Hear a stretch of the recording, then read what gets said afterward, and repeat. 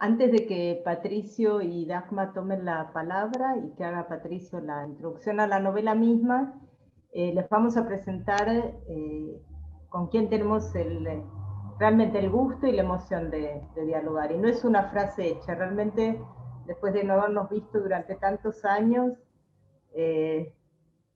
a mí personalmente me produce mucha emoción verlos, aunque sea así por un medio virtual, que cada vez intentamos hacerlo más presencial eh, con cada encuentro. Patricio Pron es autor de 6 libros de relatos, entre los que se encuentran Trayéndolo todo de regreso a casa, La vida interior de las plantas de interior, y Lo que está y no se usa nos fulminará, así como de 8 novelas, entre las cuales podemos mencionar El comienzo de la primavera, El espíritu de mis padres sigue subiendo en la lluvia, una novela maravillosa que presentamos y sobre la que discutimos mucho.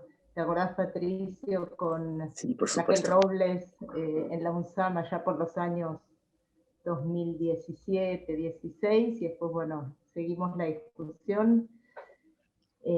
Esta novela siguió por el comienzo de la primavera, que fue galardonada con el premio Jean de novela y distinguida por la Fundación José Manuel Lara.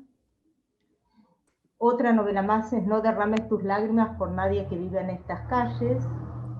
Y hoy llegamos a la presentación de la novela Mañana tendremos otros nombres, que fue premiada, prestigiosamente premiada, con la distinción Alfaguara en el año 2019. Las obras de las novelas y la obra de Patricio fue traducida a muchísimos idiomas, y hoy vamos a justamente dedicarnos a conversar y a disfrutar esta conversación que van a mantener ellos, este diálogo entre autor y traductora, autor y coautora, que es Dagmar Plötz. Ella nació en Herrsching, en Alemania. Vivió en Argentina desde muy pequeña, donde cursó los estudios primarios y secundarios. En el 65, es decir, 1965, se volvió a Alemania para estudiar filología alemana y española en la Universidad de München, donde actualmente vive. Trabajó como periodista y como editora.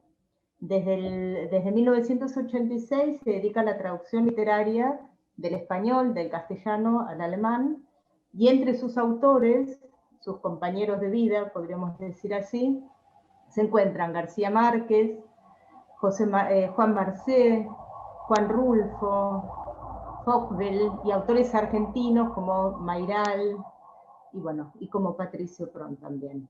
Es además autora de una biografía sobre García Márquez y una monografía sobre Ignacio Silona.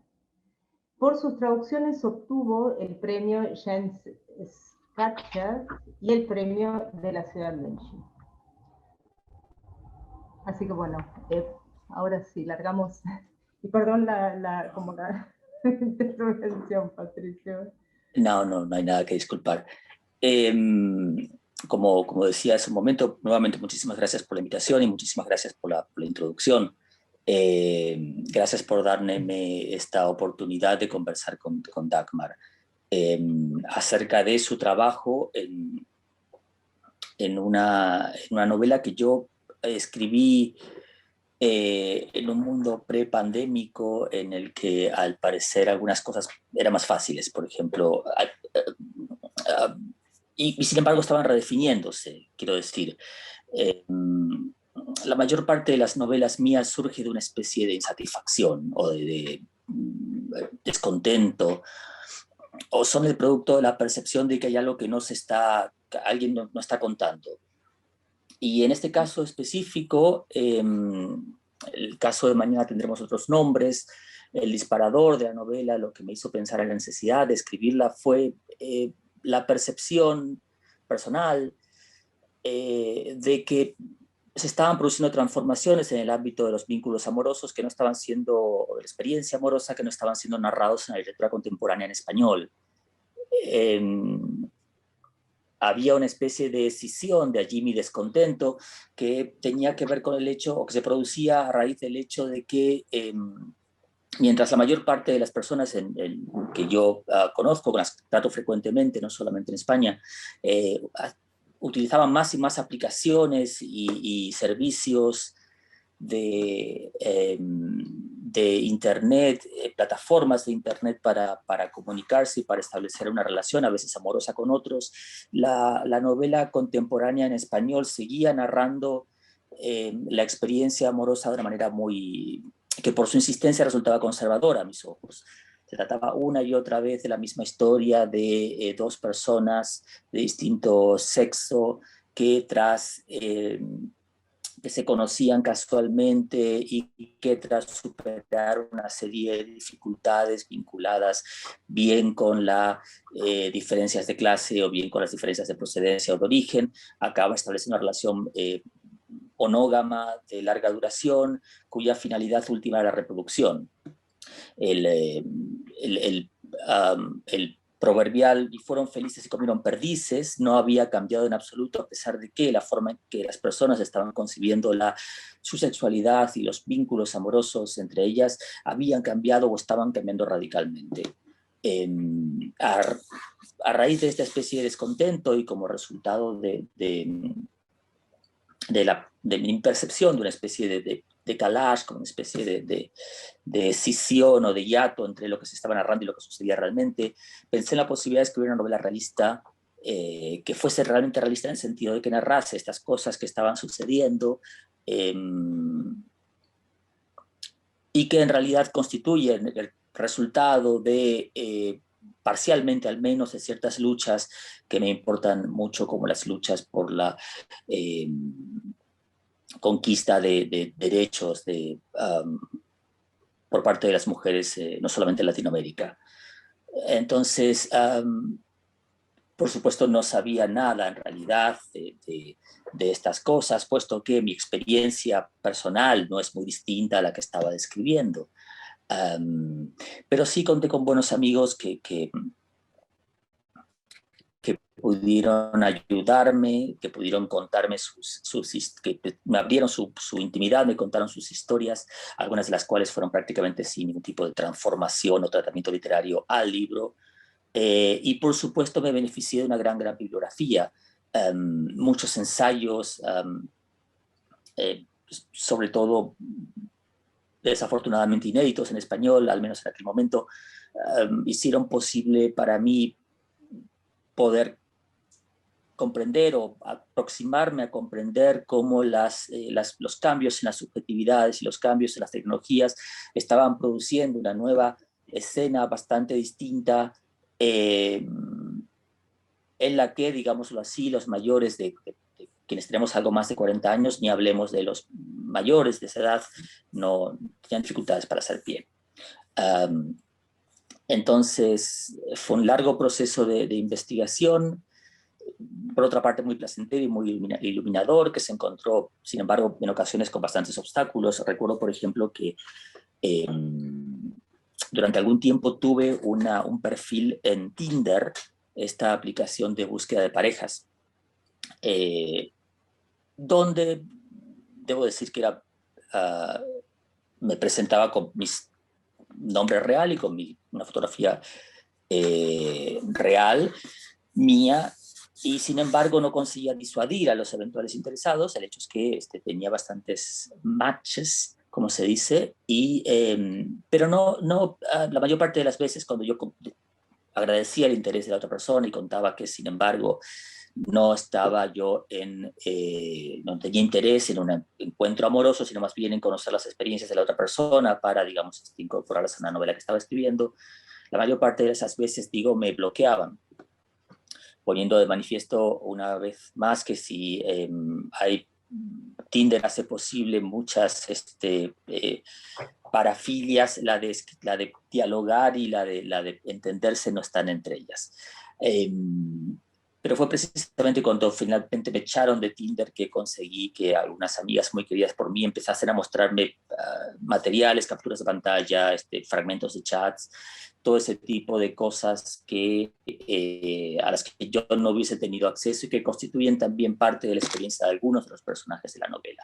La novela está presidida por una gran pregunta, que es cómo narrar una contemporaneidad que por una parte resulta desconocida para muchas personas y por otra parte también tiene lugar en un ámbito donde el lenguaje no constituye el vínculo más importante entre las personas. Mi pregunta era si nos dirigimos hacia una sociedad en la que las relaciones amorosas y las relaciones románticas se producirán sobre todo a partir de capturas de pantallas y fotografías íntimas, o si el lenguaje tendrá, como parecen indicar algunas plataformas, también un rol relevante en el futuro. La pregunta era cómo narrar y qué lenguaje utilizar para ello, y el lenguaje que utilicé es un lenguaje que me temo que quizás puede haberle provocado algunas dificultades a Dagmar, porque es un lenguaje elusivo, es un lenguaje no anclado territorialmente, a pesar de que los personajes viven en Madrid, y que tenía o presentaba para mí la dificultad de tener que pensar a menudo tener que hacer un ejercicio. Mis referencias bibliográficas provenían de libros, muchos de ellos académicos, tanto del ámbito alemán como del ámbito anglosajón, entonces por el ámbito angloparlante. Entonces había una traducción, tenía que hacer una traducción permanente incluso entre los usos populares de los neologismos que se producían de manera más o menos continuada en relación con estas prácticas vinculadas con nuevas tecnologías, y una forma de narrar o un lenguaje para narrarlo que a diferencia de esas nuevas tecnologías no estuviese anclado temporariamente, es decir, que no estuviese condicionado por las modas que hacen que escojamos algunas plataformas en detrimento de otras. Todos tenemos la experiencia de decenas, todos, incluso los más jóvenes en esta sala, tenemos la experiencia de haber utilizado tecnologías y herramientas que ya no se utilizan más y constituyen para algunos una especie de objeto de museo. Los más jóvenes recordamos plataformas como Altavista, el buscador Altavista, YCQ, esta especie de proto-chat que existía en una época. Posiblemente recordemos otras cosas, los discos de 5,5, los discos de 3,5, en fin.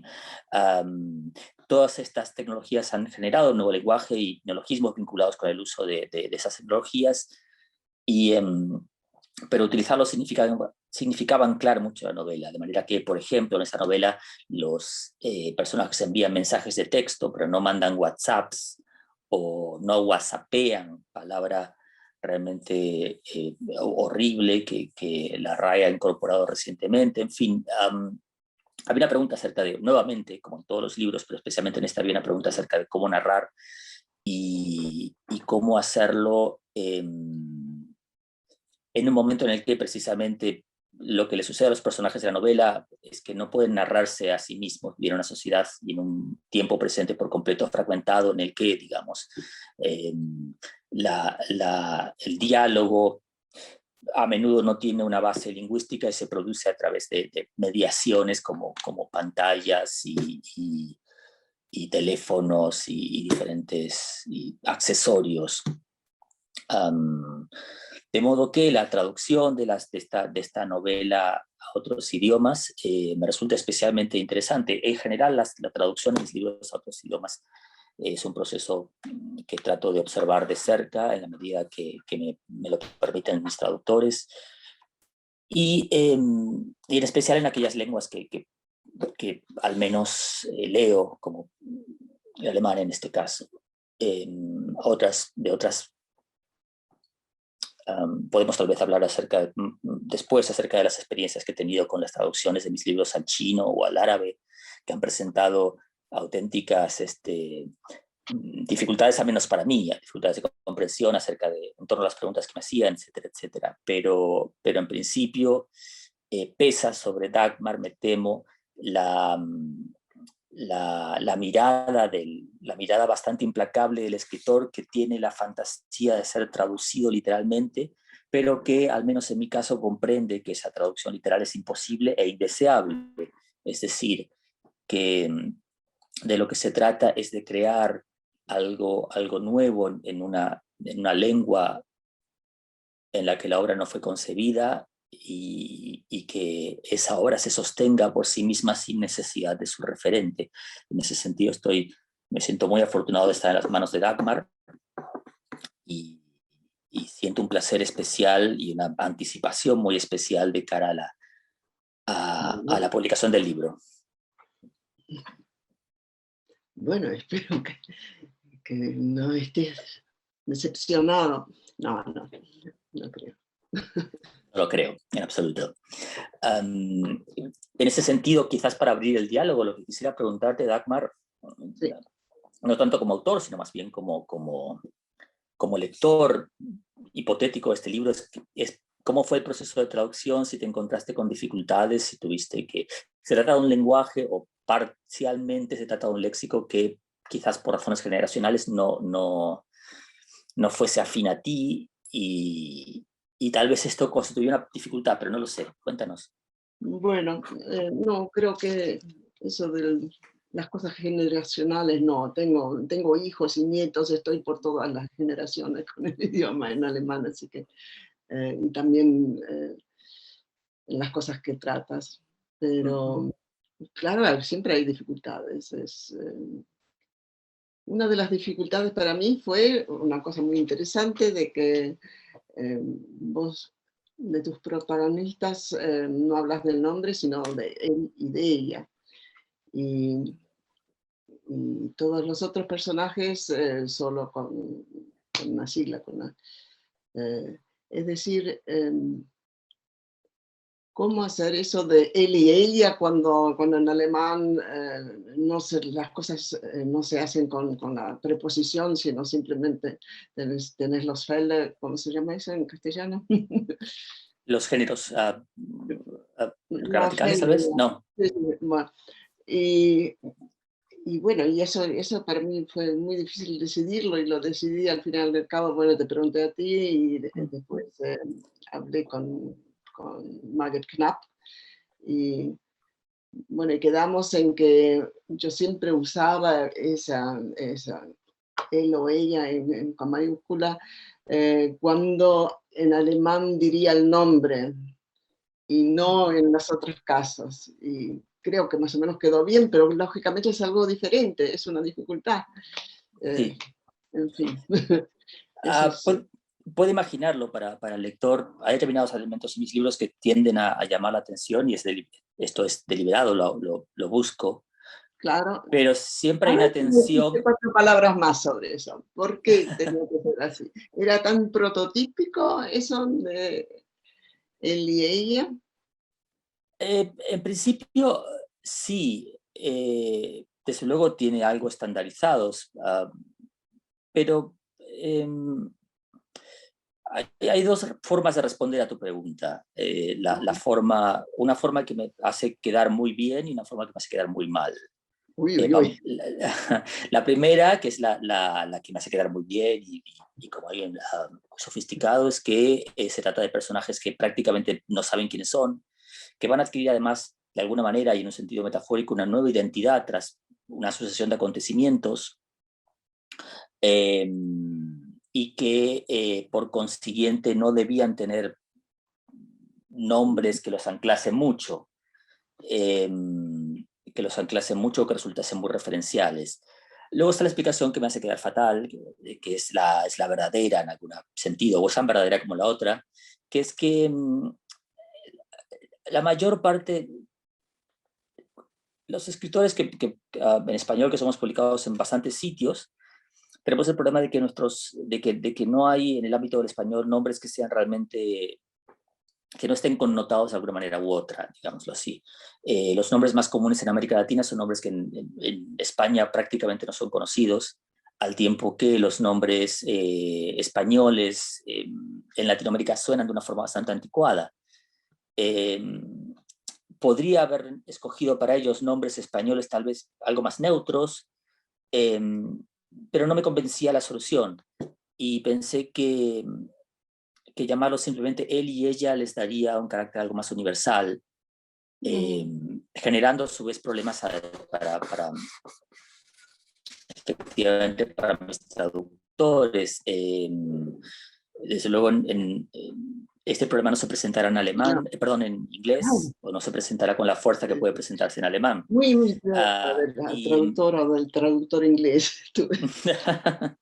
Pues sí, va a tener tendrá otras dificultades, pero no precisamente esas, porque, como digo, me interesaba alcanzar una especie de dimensión algo más universal. En ese sentido también traté de que no hubiese demasiados coloquialismos o manejar con cierta mano izquierda, digámoslo así, el porcentaje de coloquialismos que se podían emplear que podían aparecer en la obra. De hecho, si no me equivoco... Perdón si te interrumpo. Los coloquialismos, sí, apenas los usas. Pero es solo por eso, porque tus libros se leen en todas las partes del mundo, o tiene también un otro sentido. Yo les más bien un sentido.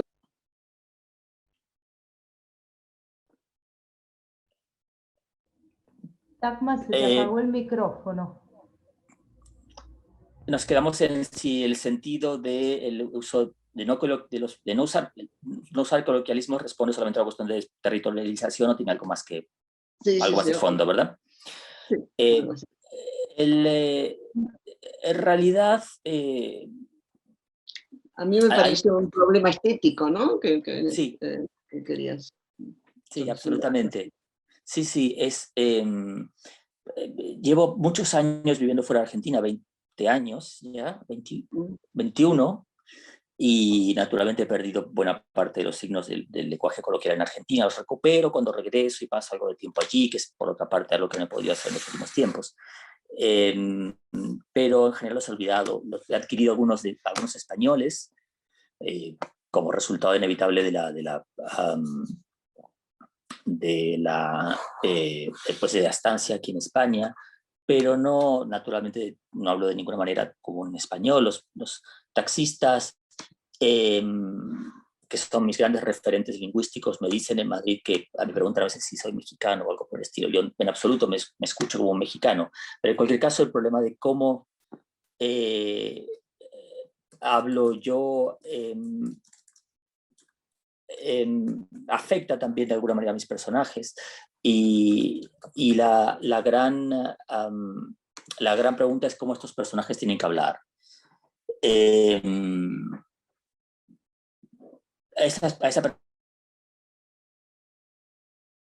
Algunos autores apelan a un coloquialismo que constituye prácticamente en algunos casos una invención lingüística tan importante como la de los argumentos de sus obras. Juan Rulfo, a quien tú has traducido, es un buen ejemplo de ello. Otros autores se manejan con otros tipos de registros. En mi caso particular, la solución a estos problemas que se me presentan, vinculados además con el hecho de que mis personajes no son argentinos, ni viven en Madrid, ni viven en Argentina, es avanzar hacia una especie de transparencia. Yo lo llamo transparencia, posiblemente esté equivocado al llamarlo así, pero en cualquier caso tengo la impresión de que las traducciones fueron muy importantes para mí en mi formación como escritor, y que había algo en esa territorialización y en la aparente transparencia de las buenas traducciones que a mí me interesa mucho que aparezcan en mis libros. Entre otras cosas también porque mi propia vida cotidiana consiste en un ejercicio de traducción permanente, tanto de traducción de digámoslo así, del lenguaje argentino al lenguaje español, como de traducción a otras lenguas que leo habitualmente o en las que escribo. Entonces siempre está de fondo para mí y constituye un elemento poético importante, o alcanzar en mis libros esta especie de eh, transparencia de las traducciones. Realmente creo que ninguno de mis libros tiene muchos coloquialismos, y cuando los tiene de manera deliberada, como una especie de parodia de una forma de hacer literatura, digámoslo así, ¿no? En uno de los últimos libros de relatos aparece un chileno hablando en chileno, y es deliberadamente una parodia del lenguaje coloquial chileno, que conozco bastante bien, es algo bastante mejor que el argentino por diferentes razones, pero me interesaba mantener una distancia, o en términos estéticos jugar con una representación realista de la realidad, pero a su vez no ser tan realista en la representación de los diálogos de los personajes. No recuerdo exactamente, pero me atrevería a decir que buena parte de los diálogos entre los personajes están narrados en estilo en directo libre. Lo que supone una mediación o una instancia por parte del narrador, y por consiguiente desobliga a este narrador de la responsabilidad o la obligación de utilizar palabras, exactamente las mismas palabras que el personaje habría utilizado. No, pero hay una distancia, son gente jóvenes desde mí, todas las que aparecen por ahí. Y no es un lenguaje de gente joven, no te digo ahora coloquialismo, sino es intencionadamente un lenguaje literario, porque no es el lenguaje de esa gente. Ahora digo, fuera de los coloquialismos, incluso si los borrarías o los chacharías, hablarían de otra manera, creo yo, o no estoy tan en Madrid como para poder juzgarlo, pero me parece muy interesante, me parece un juego estético, ¿no? Sí, es una cuestión... Es un poco, es como anticuado un poco que hablan. Sí. Y eso es muy interesante porque es gente que no es anticuada para nada, y me parece un efecto interesante. Sí, es una, supongo que podemos llamarlo una búsqueda estética de una especie de plasticidad y de elegancia de la prosa, que no se corresponda necesariamente con la plasticidad o la elegancia de una lengua coloquial, que cuando es volcada o expuesta por escrito generalmente a mis ojos resulta muy poco creíble, muy poco fiable. Pero no buscaba tanto que los personajes parecieran anticuados, como que, digamos así, bueno, es lo que suele suceder. El lenguaje que usan no es justamente el lenguaje, fuera del coloquialismo. Es un poco, haces una distancia entre las personas y el lenguaje. Y eso créeme que sí. Es interesante y difícil a veces de captar. Me lo puedo imaginar, sí. Yo los personajes son para mí funciones lingüísticas, o son canales, tal vez canales no sea la palabra, son funciones del lenguaje. Y en ese sentido tengo muy poco apego hacia ellos, aunque tengo que decir que él y ella de alguna manera conquistaron mi corazón y acabé teniéndoles mucho cariño. Espero que los lectores también. Pero... bien por eso, porque los quisiste. Exacto, sí. Pero no busco, pero simplemente los utilizo los considero como elementos de la voz, en términos narratológicos. Entonces, me permito tal vez hacer cosas con ellos que quizás otros escritores no se permiten. De todas formas, también son personajes que están fuera de lugar, y en ese sentido creo que no solamente son por esa razón muy próximos a mí o a mi propia experiencia, sino que también es posible que empleen un lenguaje que sea el mío propio. Como sabes, aprendí alemán en Alemania, y sobre todo a través de libros y y de clases y de la radio y todo ello, pero tuve muy escaso roce con el lenguaje coloquial alemán. Por consiguiente, mis amigos alemanes consideran siempre que mi lenguaje, mi alemán es muy, suena anticuado. Quizás también les parezca a mis amigos que me escuchan en español y tal vez leí en alguna ocasión que decían eso del inglés de Borges, por ejemplo. No recuerdo haberlo escuchado hablando en inglés nunca, pero tal vez partes de vivir en diferentes lugares y haber vivido en diferentes lugares en los últimos años y de haber de haber tenido la oportunidad de vivir en otros sitios y escribir acerca de esas oportunidades, acerca de esa experiencia, tenga que ver con aceptar el desplazamiento, aceptar el estar fuera de lugar, aceptar también el anacronismo, quizás como una forma de lenguaje. Los personajes, y creo que en ese sentido también son pertenecen con mucha claridad a la generación a la que pertenecen, que podemos llamar millennial o Xenia, creo que les llaman algunos, son personajes que tienen la impresión de que lo mejor ya ha pasado, y es posible que tengan cierta nostalgia de cosas que no han vivido. El retorno de ciertas estéticas propias de la década de los 80 pone de manifiesto que esta generación tiene una nostalgia de cosas que realmente no vivió. Esa nostalgia a menudo me deja perplejo porque es motivo de discusión con mis amigos más jóvenes que tienden a tener idealizada la década de los 80, que en mi recuerdo al menos fue realmente horrible.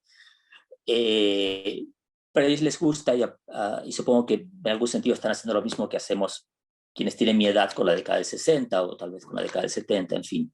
Supongo que cada generación tiene su paraíso en el pasado. Pero ellos tienen esta especie de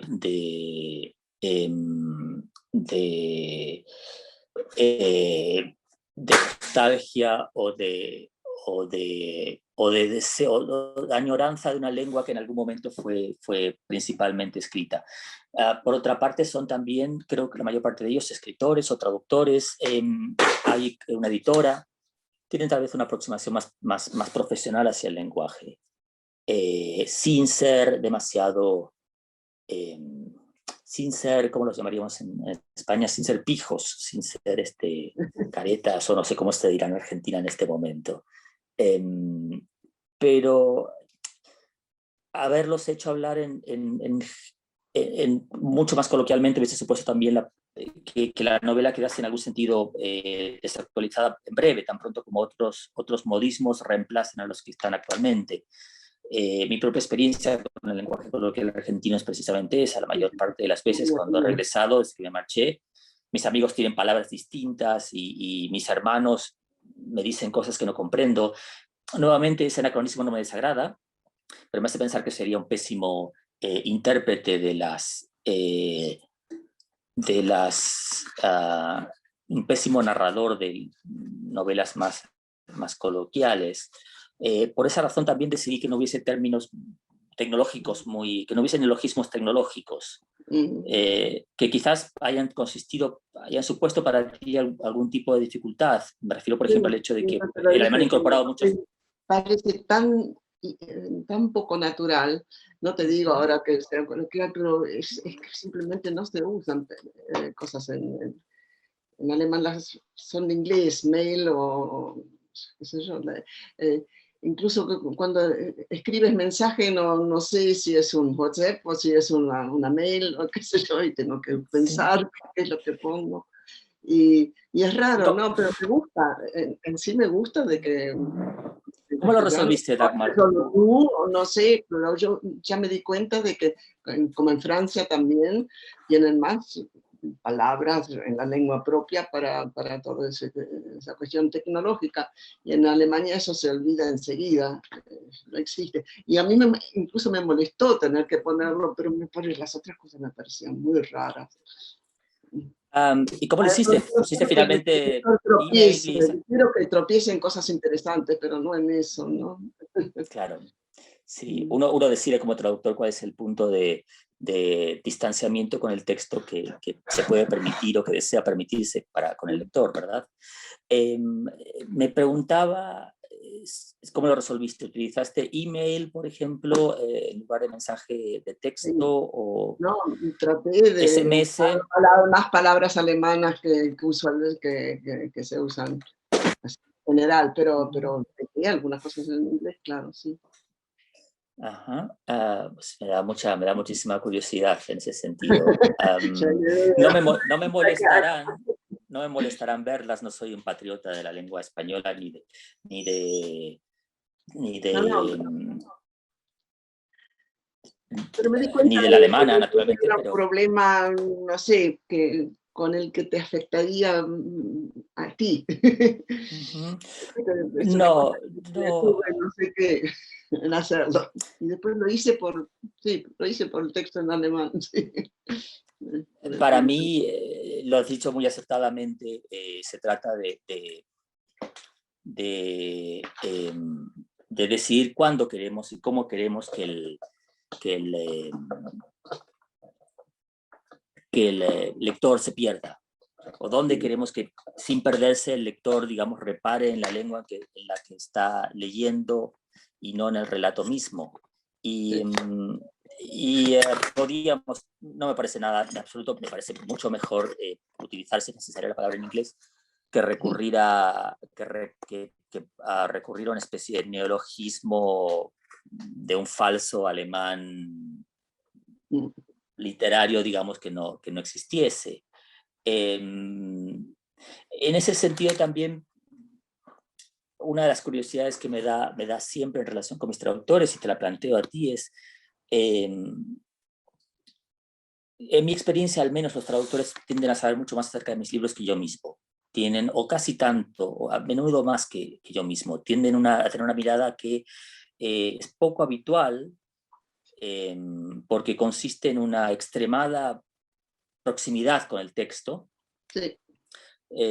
Que no supone el encantamiento con el texto que tiene lugar en la lectura por parte del lector que está leyendo por placer o sometido a otro tipo a la voluntad de leer un texto y no sencillamente traducirlo o romperlo o analizarlo. Y en ese sentido, a menudo los traductores son mucho más conscientes que yo mismo de determinadas figuras a las que recurro, determinados frases hechas, determinados recursos. Muchas veces mis libros tienen una versión ideal, que es el resultado de las correcciones sucesivas que le han hecho los traductores que han estado traduciendo esos libros a otros idiomas y que han pillado errores de concordancia o de lógica narrativa. Quería preguntarte en ese sentido, ya para prácticamente autoflagelarme, si te has encontrado con muchas de esas cosas, si No, has tenido que... te hubiera preguntado, ¿no? Uh-huh. No, la verdad que no. Muchas veces es Sí, no fascinante hacía mal, como... que me encontraba por doquier, pero no, no. Uh-huh. Yo no, no. Muchas veces es fascinante ver que cosas que uno tenía muy claras y no estaban en absoluto. Por ejemplo, este libro sí ha tenido lo que podríamos llamar un lectorado, que es algo muy escaso en la edición española contemporánea. Y la lectora, que es una magnífica profesional, observó, por ejemplo, que la descripción de algunos espacios físicos era incorrecta. A menudo, por ejemplo, se hablaba de una ventana que estaba a la derecha y 20 páginas después, o incluso más, 100 páginas después estaba a la izquierda. Ese Ay, tipo se de dio dificultades a mí cuenta. me parece Qué muy... bárbaro.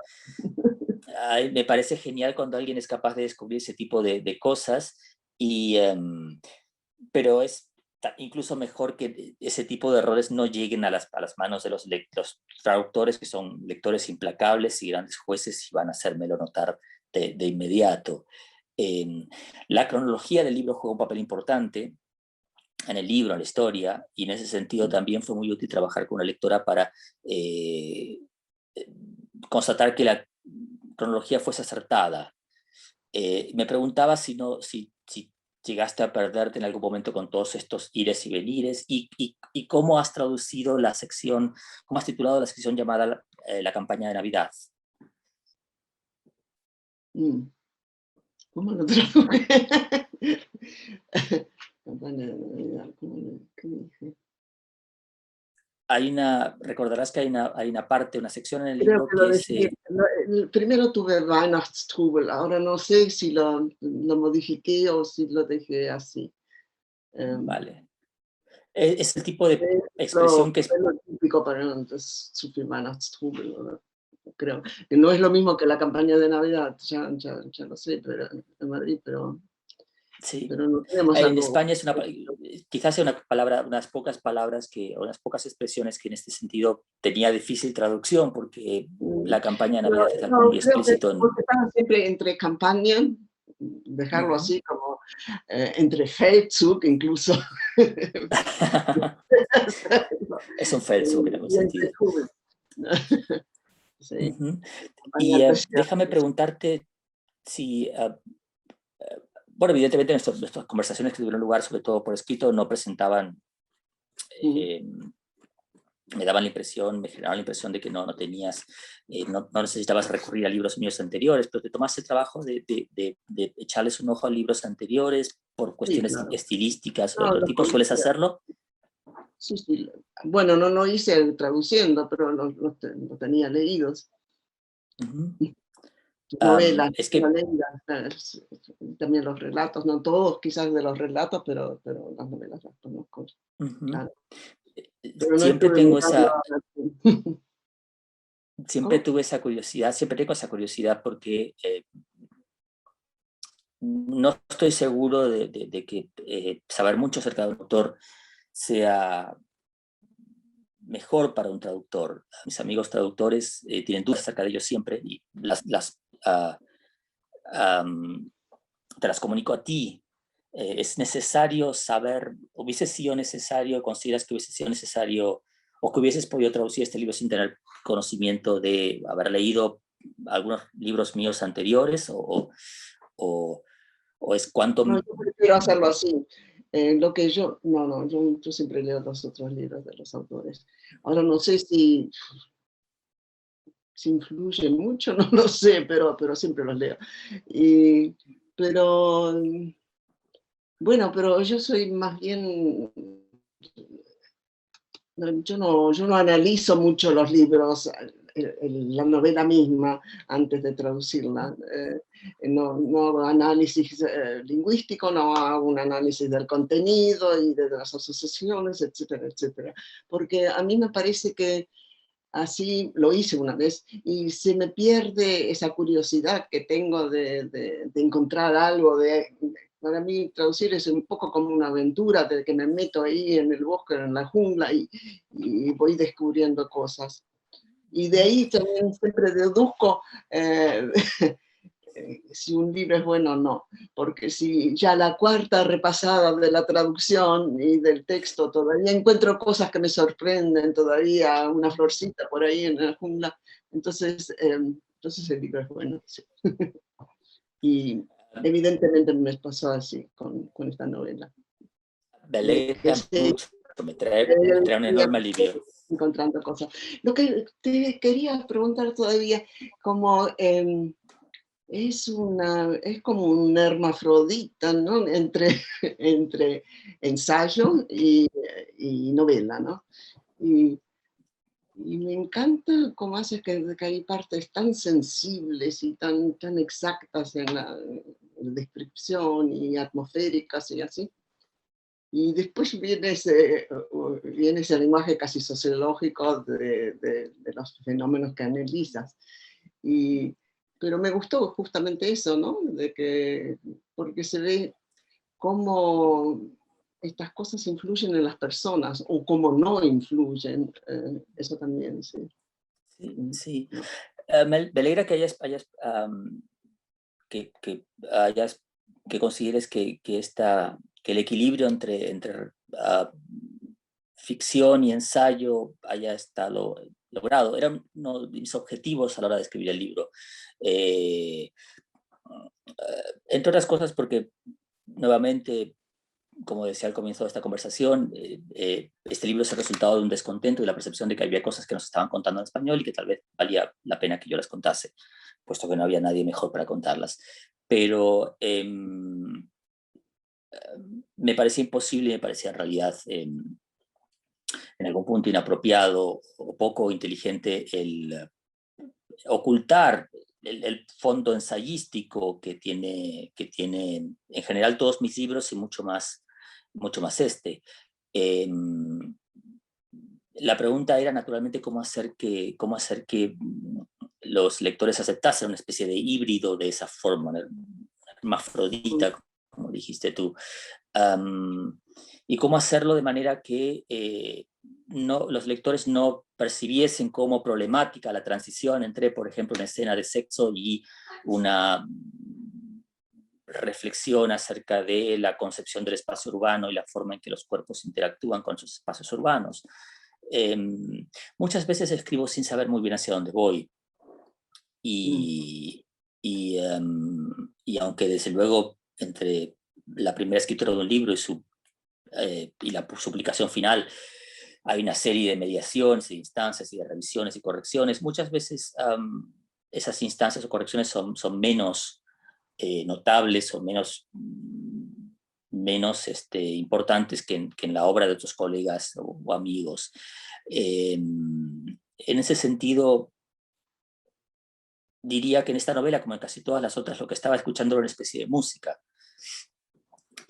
Una música en la que, digamos, el arco era bastante amplio y se podía transitar, digamos, desde las partes más ensayísticas, las partes más serias, a las partes más cómicas, y que se podía hacerlo sin que la famosa credulidad del lector no se viese afectada. Me interesaba también especialmente en las escenas de sexo. Yo creo que todo escritor tiene que probarse a sí mismo con determinadas cosas, en particular si no las hace habitualmente. Y escribir esta novela era también una forma de probar si yo podía escribir una novela de amor, en ese caso, cómo podía ser esa novela. Sabía que inevitablemente iba a tener que hablar de sexo, puesto que el sexo está vinculado con el afecto y con el vínculo, y también, pero no quería, casi toda la narrativa en la que tropezaba con escenas de sexo me parecía muy deficitaria, muy poco creíble, etcétera, etcétera. Los británicos, lo recordarás, tienen desde hace años un premio que otorgan a la peor escena de sexo narrada en la literatura británica del año, Bad Sex Award. Lo hicieron un par de años en español y fracasó porque la gente se enfadaba mucho. Los ingleses encajan estas cosas con más sentido del humor.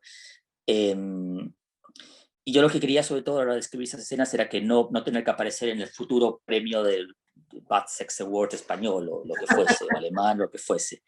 Y en general, como... No tiene problemas. En general, como en casi todos las situaciones en las que me hago preguntas que tengo que responder en la narrativa, lo que procuraba era, la opción a la que adhería era contar lo menos posible, digámoslo así. Y en ese sentido sí creo que hay un equilibrio que aparentemente está bien logrado. Los lectores dicen que está bien logrado en español entre la insinuación, digamos, y el carácter más explícito que quizás de forma poco habitual para la literatura en español contemporánea no se produce en el ámbito de la narrativa en sí misma, sino en la parte más ensayística del libro. El autor o el narrador es explícito en ocasiones, pero lo es sobre todo en el ámbito de la parte más ensayística. Los sentimientos de los personajes o la propia subjetividad de los personajes que son exhibidos inevitablemente en el libro pasan a... Sí, pero no son explicitados. No. Eso es una cosa que si tuviese que decirles a mis traductores que deben evitar, la diría, aunque por supuesto parto de la premisa de que los traductores que traducen mi trabajo saben estas cosas mucho mejor que yo. Decía que si fuese por mí, le diría a mis traductores que precisamente a la hora de escoger, si tienen que escoger emplee la máxima de menos es más. Pero es algo que los traductores saben, por supuesto. Mis traductores saben habitualmente y no hace falta decírselo. Son las grandes cosas de trabajar con buenos traductores. Sí. Quisiera hacerte una pregunta más, Dagmar, que tiene que ver con, algo que comentaba hace un momento, esta especie de triangularidad que existe en mi propia... en mis libros, es que es producto de mi propia situación personal y que además se ve reflejada en los libros, también en en el que, digamos, que finalmente es una novela situada en España, escrita por un argentino y que ahora es traducida y publicada en Alemania. Y me preguntaba si ese tipo de triangularidad no está más y más presente en la literatura que leemos, en la literatura que tú misma traduces. Bueno, pero mira, con eso entramos en ese discurso de la identidad, ¿no? Porque, bueno, no sé si ustedes conocen lo que pasó aquí en Alemania y en otras partes con el poema ese de Amanda Gorman. Sí, sí, también. Sí, el caso bueno, también se repitió en España, si no me equivoco, y creo que en otros lugares también. El traductor catalán también tuvo que sacar una. Bueno, yo no creo que, definitivamente no creo que hay que tener las mismas experiencias.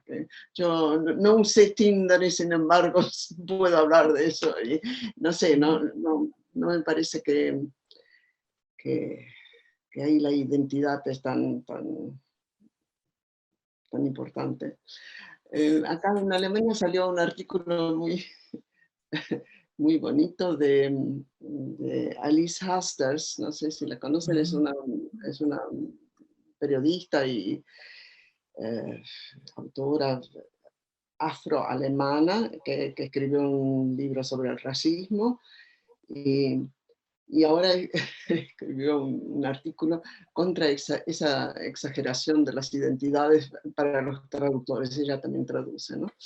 Y lo remata eso fantásticamente diciendo que ella leyó toda la obra de Jane Austen, leyó todos los libros 3 o 4 veces, tiene un título en literatura comparada y tiene experiencias de traductora y quiere retraducir la obra completa de Jane Austen, a ver lo que le dice. Sí. Y es un poco, no, yo no creo, yo no sé. Lo que sí, claro, es un problema que hay una serie, grupos de gente en el ámbito de la literatura y del comercio con la literatura, de que no están bien representados. Eso es una cosa, pero de ahí que hay que representarlos mejor y que hay que darles trabajo, etcétera, etcétera. Eso sí, pero de ahí deducir de que pueden... de que como una afroalemana puede traducir mejor a la Gorman, no, yo ahí paso. Sí.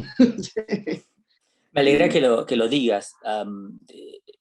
Yo naturalmente coincido con tu opinión y en mi propia experiencia, desde luego, por una parte sería grotesco que yo exigiese que mis traductores fuesen argentinos que han vivido, que llevan 20 años fuera de Argentina, los cuales a su vez tengan un doctorado en literatura en Alemania o algo por el estilo, o que les guste el color azul y no el rojo, o que decidan que... un traductor no se camufla en los autores, no tiene por qué hacerlo. Un traductor, es un coautor, si acaso, pero no tiene por qué corresponderse, mucho menos con un rasgo tan específico como el del color de la piel. Los debates están abiertos, desde luego, y todas las opiniones son atendibles, algunas más que otras, en mi opinión, sin embargo, pero es muy... para mí es muy... sin embargo, para mí era importante, o es importante, el hecho de haber tenido la oportunidad de trabajar contigo. Tenía he trabajado tanto con traductores como con traductoras, y aunque es evidente que todos ellos se han puesto al servicio de los libros que traducían, creo que hay cuestiones tal vez de sensibilidad que hacen que para mí sea más fácil trabajar con mujeres, y hace que además tenga más curiosidad por saber qué mirada echan sobre mis libros. En ese sentido, más bien yo busco lo contrario, digámoslo así, ¿no? Que tus experiencias enriquezcan de alguna manera misteriosa para mí el texto que ofrecemos a los lectores, y no que se correspondan necesariamente con las mías propias. Eso hace las cosas más interesantes y más ricas, en mi opinión. Una de las razones por las cuales vale la pena, en mi opinión, continuar publicando libros de manera profesional y no guardárselos para uno mismo, que es algo que uno podría hacer como escritor, es que los libros siguen siendo productos colectivos. Son el producto de muchas personas con intereses y conocimientos distintos que confluyen en los libros, a veces de manera imperceptible para el lector. Pienso, por ejemplo, en los correctores, en portadistas, en gente que aporta a los libros unos saberes que el autor no tiene necesariamente, ni tiene por qué tener, y que los enriquecen de alguna manera. Los libros son, al menos para mí, que los escribo, la historia de quienes hemos hecho esos libros. Y en ese sentido, el encuentro para mí con el traductor es siempre, en este caso contigo, es siempre la posibilidad de que siempre trae consigo la posibilidad de que mi libro se vea enriquecido, notablemente mejorado por la experiencia de una persona que viene de un contexto distinto al mío. En particular, esto me interesa cuando, por ejemplo, como en el caso de otros libros míos anteriores, los textos regresan, por decirlo así. Algo antes de Mañana tendremos otros nombres, se titula No derrames tus lágrimas por nadie que viva en estas calles, y trata básicamente es la historia de tres miembros de una familia. Sí, para quienes no la conozcan, básicamente, y resumida muy brevemente, es la historia de tres miembros de una familia italiana que en diferentes momentos de la historia italiana tienen que decidir, se ven enfrentados ante la pregunta de qué hacer con la violencia política. Para mí era particularmente interesante ver qué hacían los traductores italianos con el libro. Sí, porque se trataba, había una inversión. Yo había traducido para documentarme para este libro, había leído mucha literatura italiana y estaba prácticamente a la hora de escribir traduciendo términos y conceptos y elementos que podía, como en toda traducción, haber traducido muy mal, y me daba curiosidad saber si lo había hecho así. En ese sentido fue fascinante trabajar con ellos, también porque determinadas palabras que yo empleaba estaban cargadas de un significado que yo, por no ser italiano, desconocía. Esa sensación de esta especie de experiencia en la cual el libro vuelve, digamos, al sitio del cual surgió, al menos como inspiración, es para mí es muy enriquecedora y muy interesante siempre. Y hay todavía varios libros, incluyendo un libro completo de relatos que transcurren en Alemania, que están disponibles para la traducción, así que si las cosas salen bien y tenemos la oportunidad de volver a trabajar juntos, que espero que sí, tendrás a menudo que encontrarte tendrás que encontrarte durante todo un libro con disparates míos acerca de Alemania, que posiblemente te parezcan increíbles, pero es parte de la gracia, es parte del atractivo de hacer estas cosas, me parece a mí. Y al mismo tiempo es una oportunidad de poner en cuestión conceptos como el de literatura nacional, que son conceptos que por alguna razón, cuando ya creíamos que habían sido por completo desestimados, regresan al ámbito de la discusión sobre literatura, a pesar de que la experiencia de las personas es más y más, es cada vez más globalizada también. Globalizada, sí, trasciende más y más las fronteras de la literatura nacional. En ese contexto, a veces me parece que la lucha por la identidad es también en alguna forma eso de no querer hundirse en ese océano globalizado, ¿sí? Donde flotan todas las ideas, formas y contenidos, y en el momento en que luchas por alguna identidad, te salvas un poco, por lo menos. Nadas un poco. Sí, yo honestamente creo que la identidad no es algo por lo que uno deba luchar, es decir, la identidad es inherente a nuestras experiencias y lo que nos ha constituido como Lo escribes sujetos. muy bien en tu novela, así que no.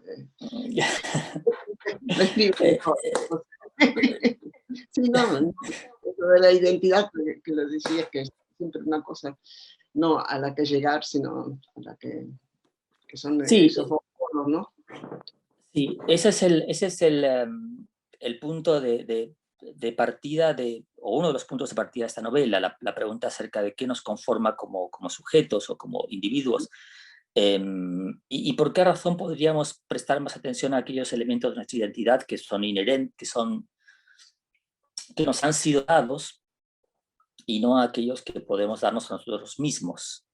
El debate contemporáneo está presidido por decenas de contradicciones, es inevitable, es inherente a todos los debates, pero quizás uno de los más manifiestos para mí es que, por ejemplo, por fin hemos alcanzado un consenso en relación con el hecho de que el género es socialmente construido, es el resultado de experiencias, y algunas de ellas desafortunadamente traumáticas, que recorren la vida de un individuo, y que la genitalidad, que sería el punto de partida de algo parecido a una construcción de la identidad, no está determinada, no determina en absoluto ese género.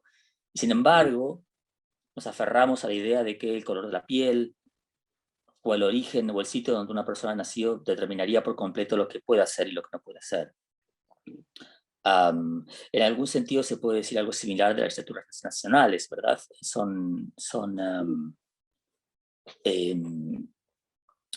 El sitio donde el escritor nace es un sitio que no ha escogido. Puede gustarle más o puede gustarle menos, pero en sustancia el hecho de haber nacido en ese sitio no lo convierte en el mejor exponente de la literatura que se produce en ese lugar. Tal vez lo convierta en el exponente de la literatura que se produce en otro, o de una literatura producida en ese lugar, pero bajo influencias muy distintas, o influencias que no son necesariamente las nacionales. No conozco ningún autor y ninguna autora que lea literatura en ninguna parte del mundo, que lea la literatura, solo literatura escrita en su lengua y producida en su país. No conozco ningún escritor argentino que solo lea literatura argentina. Ninguno de nosotros lo hace. No conozco ningún escritor o escritora español o española que solo lea autores españoles. Si la conociese o lo conociese, probablemente trataría de mantenerme a distancia. O en cualquier caso, contemplaría sus elecciones como enormemente empobrecedoras.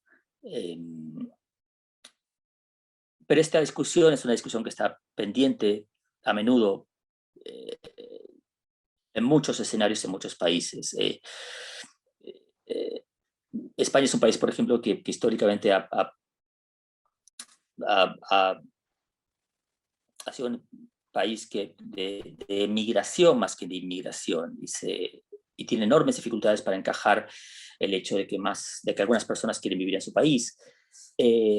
La teleserie más popular en este momento en España, o al menos hasta hace algunos años, tenía un personaje peruano, el primero que aparecía representado a la televisión española, al que lo llamaban Machu Picchu, por ejemplo. Este tratamiento casi humillante de un inmigrante era visto por todas los españoles, o por buena parte de los españoles, como una cuestión completamente natural y perfectamente asumible por parte de la televisión comercial española. Al margen de estas cuestiones, mi visión siempre está, o mi forma de comprender estos asuntos está más relacionada con la forma que se comprende en Alemania, donde, por ejemplo, al margen de que es evidente que también hay un racismo y una xenofobia cada vez más crecientes, que son producto además del contexto europeo en el cual Alemania se encuentra. A pesar de ello, digo, nadie discute el hecho de que Fatih Akin, por ejemplo, es uno de los cineastas alemanes más importantes que hay, o la existencia de escritores que escribiendo en alemán provienen de contextos o de países países distintos y que son perfectamente aceptados como escritores germanoparlantes. España tiene mucho que aprender en ese sentido de Gran Bretaña y de Alemania, incluso de Francia. Y tal vez Argentina, en algún momento, cuando su inmigración, que también la tiene y es muy importante, consiga salir finalmente de los muchos marcos en los que es encerrada por prejuicio, también tendrá que discutir la cuestión de la literatura nacional. No solamente en relación con los escritores que vivimos fuera del país, sino también y sobre todo con los escritores que, escribiendo en Argentina, tengan tal vez una historia a medio camino entre Argentina y Paraguay, o entre Argentina y Perú, o entre Argentina y Bolivia. Yo tengo una gran curiosidad, tengo un gran interés por ver qué será lo que esos jóvenes escribirán. De momento no están escribiendo hasta donde yo sé, sino más bien haciendo canciones de rap y de trap y esa clase de cosas. Ahí hay algo tal vez interesante que tenemos que tener en cuenta. Pero justamente entre la posibilidad de trabajar contigo, de ver estos libros míos traducidos a otros idiomas, incluyendo alemán, existe la posibilidad, nuevamente, para hablar de la identidad, de que los condicionantes que determinan mi historia personal y mi género y el sitio en el cual comencé a escribir, en el que escribo actualmente, no sean los únicos que afecten a una obra literaria. En cada nuevo libro hay una posibilidad de liberarse, y también en cada traducción, y me siento enormemente agradecido con mis traductores, y en este caso contigo, por el hecho de haberme liberado, haberme dado otra lengua, digamos así, ¿no? Una segunda vida. Es como los videojuegos, donde a veces si te portas muy bien te regalan una segunda vida. Pues para mis libros esta es una segunda vida, la de en este caso en Alemania, y tendrán que vivirla, y me alegra que lo hagan de tu mano, por decirlo así.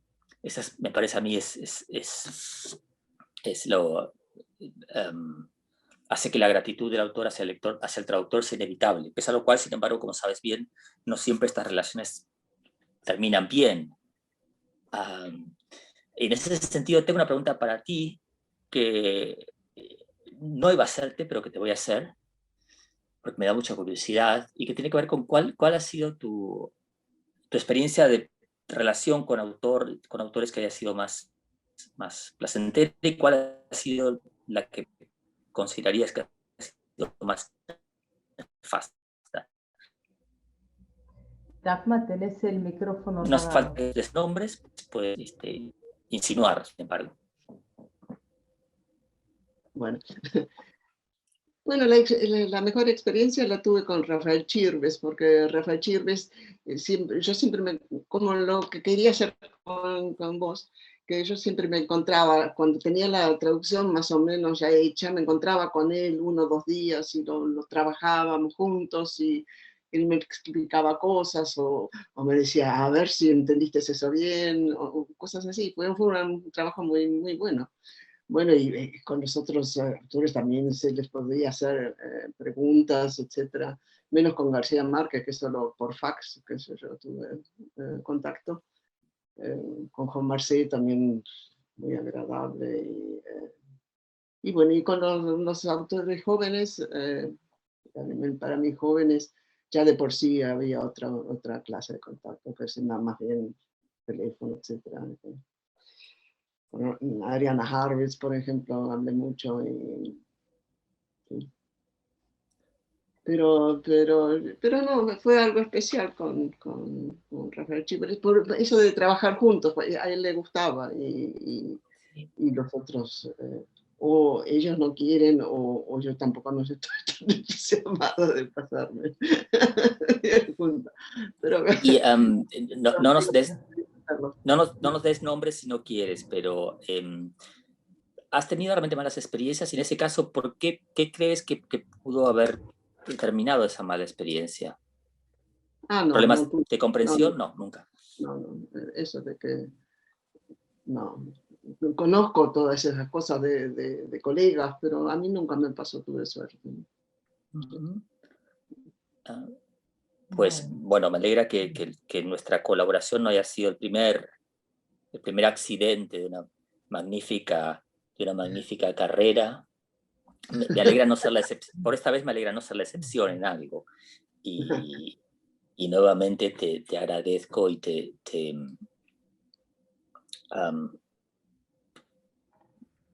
agradezco muchísimo el hecho de que hayas considerado la posibilidad de traducir mi libro, y estoy, como decía al principio, muy deseoso de verlo finalmente. Fue un gusto. Dagmar, ¿cuándo estiman que va a salir el libro en alemán? En junio, sí, iba a salir antes, ¿no? Creo que tenían planeado en enero, pero viste, todas las cosas se traspusieron con corona. Vamos a estar atentos y atentas a la publicación. Y, Sí. y bueno, si quieren podemos abrir ahora la ronda de preguntas, comentarios, Claro. Que puedan hacer los que nos acompañan, tanto a Dagmar, a Patricio o a ambos a la vez. Solemos pedirles que se anoten en el chat, basta con que pongan yo o me anoto para ir respetando el orden de las preguntas y no enredarnos.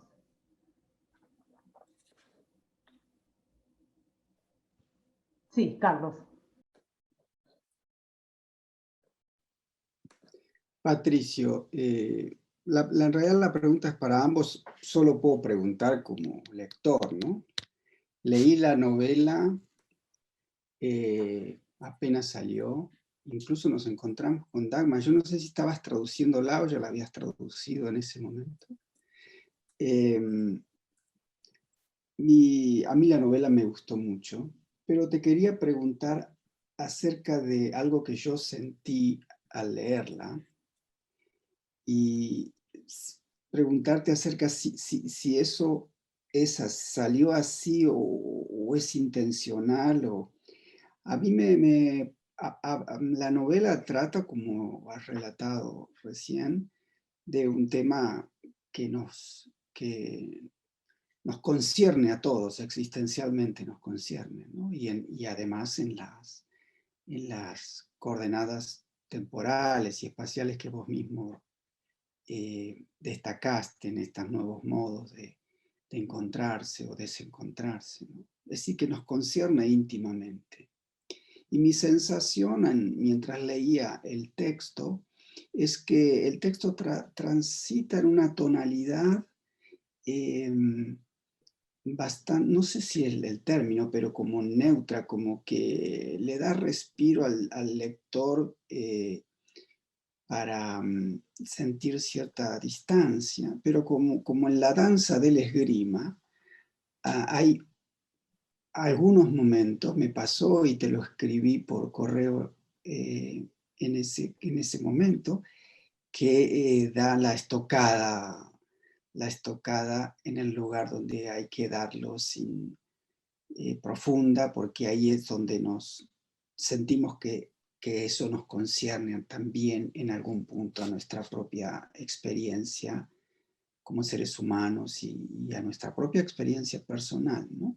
Y hay 2, 3 momentos en que la novela a uno lo deja knockout, digamos, que como diría, te conmueve, o al menos a mí me conmovió. Y siento que ahí el conjunto de lo que es esa novela, como ustedes mismos decían, ese nivel que tiene casi de ensayo, ese situarse en la contemporaneidad, ese carácter a algún punto neutro, abstracto de los nombres, y sin embargo tiene eso de lo que me parece a mí, no sé si es así, pero me parece como de las grandes obras que efectivamente hay un momento en que nos conmueve, nos apresa, ¿no? Muchas gracias por decirlo, Carlos. Para mí es especialmente importante que lo digas, no solamente por lo que lo dices tú, sino también porque se trataba de uno de mis propósitos a la hora de escribir el libro. A veces como escritor uno reacciona a lo que se ha dicho acerca de los libros anteriores de lo mismo. A veces para quienes somos también críticos profesionales y prestamos mucha atención a lo que se dice acerca de nuestros libros, eso que se dice constituye un disparador o un aliciente para escribir libros. Y en este caso, mi pregunta era si yo iba a ser capaz de hacer eso. Es decir, la mayor parte de lo que se ha escrito acerca de mis libros siempre ha hecho hincapié en el hecho de que son libros en los que, digamos, entre los efectos que se consiguen no está precisamente el conmover, o no lo está de manera explícita y en relación con asuntos y preguntas como las que se plantean en este libro. Entonces, la pregunta para mí era si yo podía hacer eso, si yo podía hacer que hubiese momentos en los cuales esta aparente distancia, que yo no estoy seguro de buscar realmente, pero que sin embargo parece que se presenta, o al menos la mayor parte de los críticos sostienen que se presenta entre mis libros y el lector, o entre mis libros y yo mismo, fuese trascendida por determinados momentos en los cuales se produjese una auténtica en que el lector se viese conmovido, y además si se podía hacer en el ámbito de un libro que tuviese un porcentaje importante de ensayo. Y me alegra mucho que digas que así ha sido. Uno concibe vidas y después esas vidas dejan de pertenecerle, pertenecen a sus lectores. Y en ese sentido, cada cosa que me conmueve, como la que acabas de decir, la atribuyo a la generosidad de los lectores más que a mi propio talento como escritores. Que los lectores se han encontrado, como tú te encontraste en esa situación, posiblemente tenga más que ver contigo que conmigo. Pero regresa a mí, y de esa manera regresa a mí el libro enriquecido. Así que te agradezco muchísimo el comentario.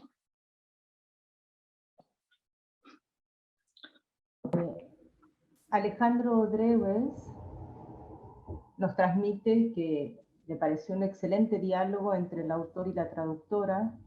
Me ha parecido de especial interés la referencia de Patricio a la música del texto, en el cambio de las escenas de sexo a las partes ensayísticas. No sé si hay algo que quieran quizá comentar al respecto. Gracias. Yo quisiera brevemente decir algo al respecto, porque es evidente que lo mencioné muy de pasada. Para mí es muy, muy importante la forma en que los textos suenan, los míos al menos.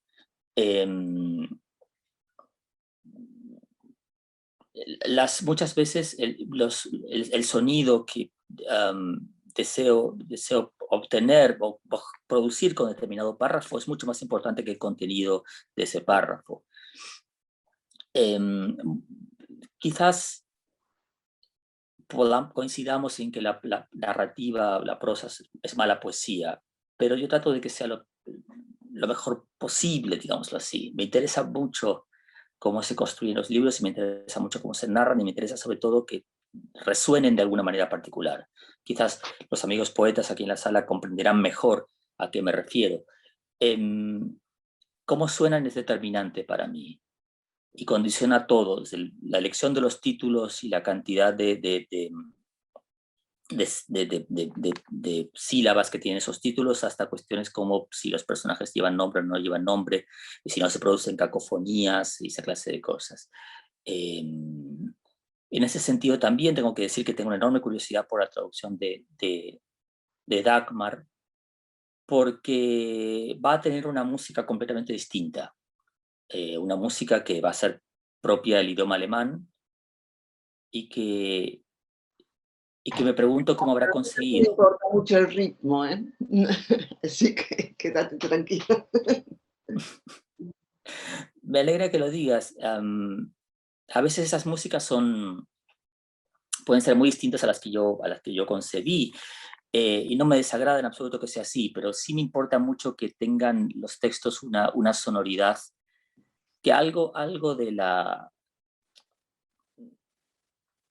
del sonido que resonaba en mi cabeza cuando yo los escribí, resuene también en la traducción. Es la impresión que tengo con las buenas traducciones que se han hecho de mis libros. Afortunadamente he tenido mucha suerte con los traductores con los que he trabajado. Han sido grandes traductores, son grandes traductores. Pero me ha sucedido, por ejemplo, en ocasiones, como mencionaba hace un momento la traducción al árabe de El espíritu de mis padres sigue subiendo la lluvia. En los que el sonido que se ha producido es completamente distinto. Por supuesto, es un sonido incomprensible para mí, que sobre todo prima como existe como sonido, puesto que no puedo comprender las palabras que se están diciendo. Y es fascinante. Yo le pedí a mi traductor al árabe, Ahmad Abdulatif, que me leyese un fragmento del libro, y lo tengo registrado en el teléfono. Me parece que es una música nueva.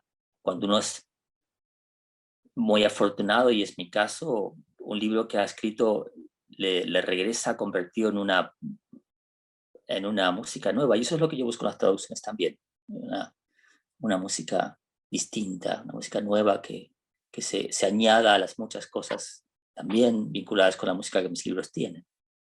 Me alegra mucho que haya surgido las preguntas a este tema, porque es un tema muy importante para mí. También es importante de cara a escoger el título, y me gustaba mucho. Mañana tendremos otros nombres, esta especie de aliteración que se produce, una triple aliteración que se produce tendremos otros nombres.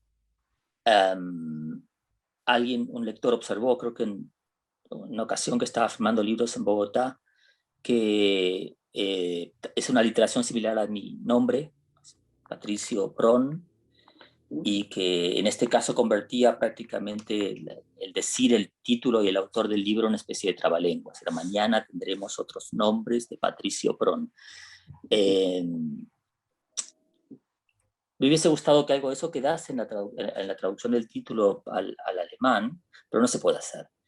Y discutimos o conversamos con Dagmar y con Margit acerca del título, porque además yo soy muy partidario en nombre de la música de que si es necesario los títulos, las traducciones tengan títulos distintos al título original. Sin embargo, esto lo comento públicamente y se lo agradezco públicamente. Dagmar encontró la posibilidad de que sonase muy bien en alemán, siendo además fiel al título original. Me pregunto cómo hubiese sonado de otra forma en alemán. Yo tenía la idea de llamar el libro Morgen tragen wir andere Namen, porque eso del tendremos tiene un poco de eso, de sonido, pero en fin, en la editorial. Nos pregunta Carlin Brock, no acabo de ver, a quien por supuesto le mandamos un enorme abrazo. ¿Cómo es el título finalmente en alemán? Morgen haben wir andere Namen. Soy muy fan del anderen Namen. Me gusta. Iba a quedar. Yo solo quería haben, parece un poco tragen, me gustaba más. No sé. Bueno, todos tenemos nuestras palabras que tenemos, tanto autores como traductores, tenemos palabras que preferimos nunca utilizar. Son pequeños vicios y manías personales. También se asocian con los nombres, ¿verdad? Cuando hemos tenido amigos que en la juventud o en la infancia que no se han portado bien con nosotros, su nombre queda adherido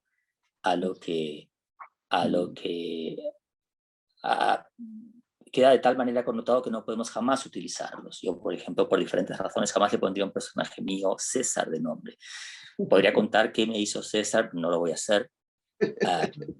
Pero sí, a veces sucede que tienes un gran, enorme deseo de no utilizar determinada palabra.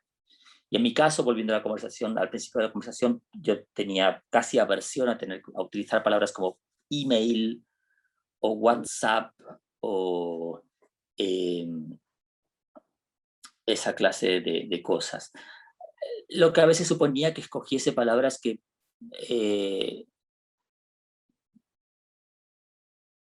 por ejemplo, no me gustaban especialmente. Sucedió con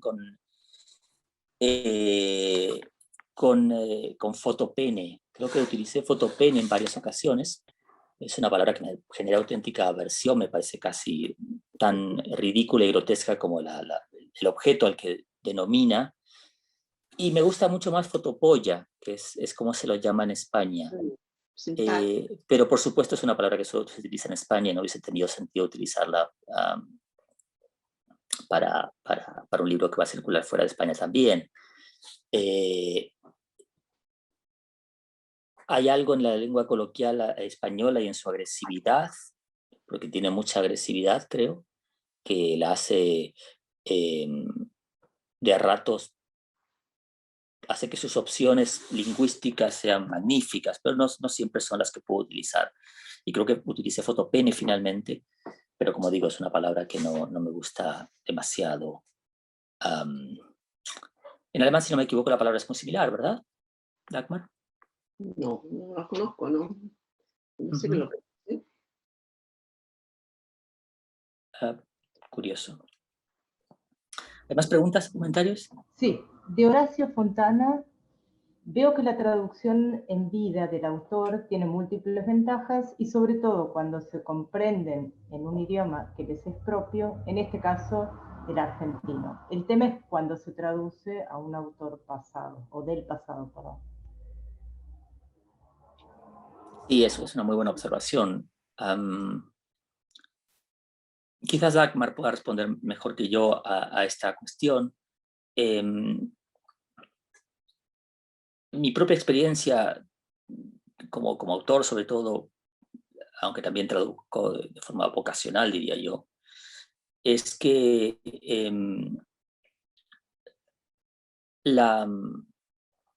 cada uno de los sujetos, cada una de las personas, escriba o no escriba, se ha dotado de un diccionario propio, que que no se corresponde necesariamente con el diccionario de la lengua y que a menudo entraña el uso de expresiones que vienen de otros idiomas y que nos parecen que explican o dan cuenta mejor de determinadas cosas que las palabras a las que podríamos apelar.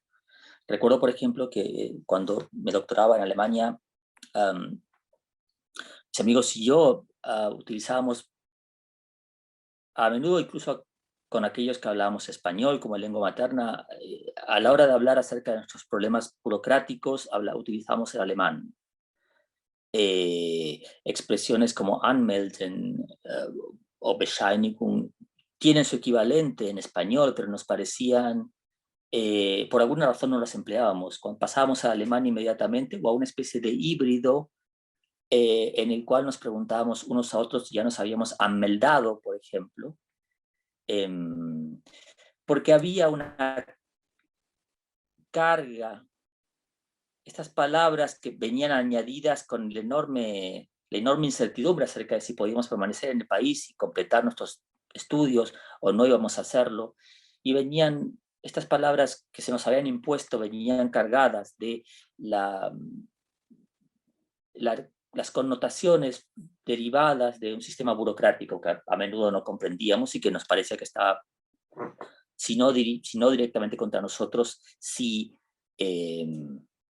destinado a que personas como nosotros no pudiesen permanecer mucho tiempo donde estábamos. Esas palabras conforman un diccionario privado mío.